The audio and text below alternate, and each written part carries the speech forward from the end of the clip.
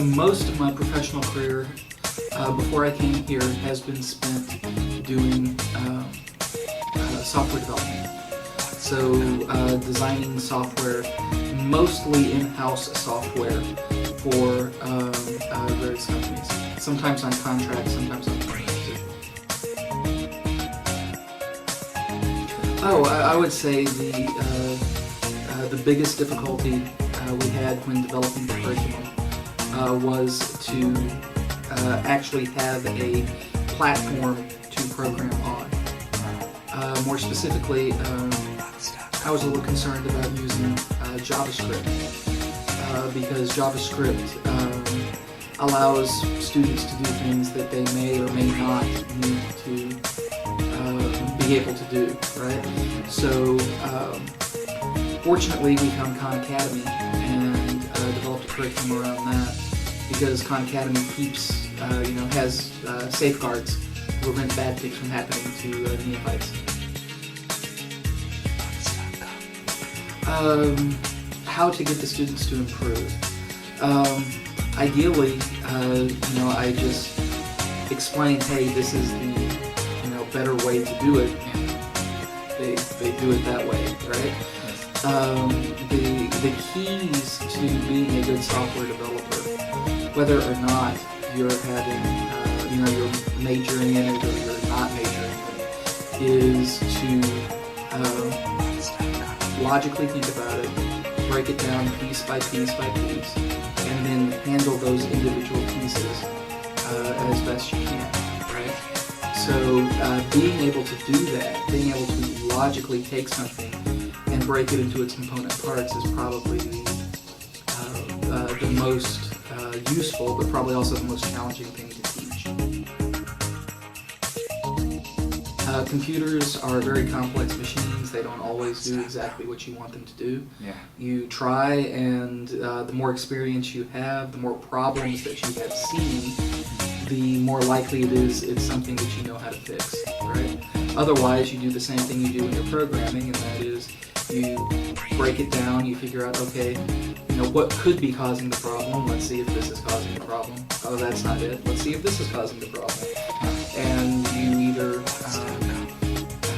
keep doing until you find out what you need to fix, or instead you just finally give up and move to a different computer. I mean, just recently we ran into an issue that I believe, at least so far it seems to indicate, that there's a bug in the Microsoft C++ compiler. And so when I couldn't get that to work, I was like, it looks like a bug. I discussed it with my other colleagues on staff, and the majority of them came to the same conclusion. So we're pretty sure that's what it is. Not that there's anything we can do about it per se, but that happens. Well, there's not as much of a difference between the fundamentals for non-majors and the fundamentals for majors. The big difference between the two is that one is using JavaScript and you get to draw pretty pictures, and the other one is using C++ and there's really no graphics at all. Otherwise, the stuff in there is to a large extent the same. You have variables, you have conditionals, you have iterative structures, you have arrays, all that kind of stuff. Now, with the C++, because C++ deals more directly with memory management, some things are different, and some things I have to sort of throw in there so that we can build on them later. But other than a few minor things like that, it's to a very large extent the same. Oh, I don't know. Honestly, I'm generally surprised with some of the things that the ATEC students come up with in their programming projects, right? Which is a good thing. I mean, I like to see the creativity. That's positive. That's some of that is just it takes practice, right? Yeah.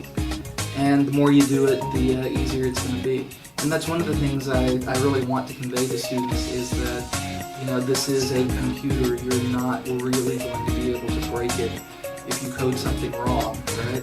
You just have to, keep trying until you get it right, and don't be afraid to play around with it. Practice, and don't fall behind in your work. Those are the two big things. Falling behind in your work makes it very difficult to catch up. Whenever you're programming, it's always going to take longer than you expect. I can tell you from 20 years of experience, regardless, it's going to take you longer than you expect. And because of that, practice is important, right? I have heard a number of people complain that students graduate from UPD without knowing how to program.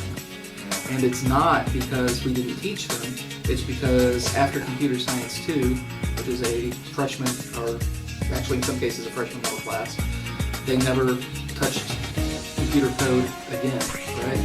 And you've got to stay in practice with it if you're gonna do something with it.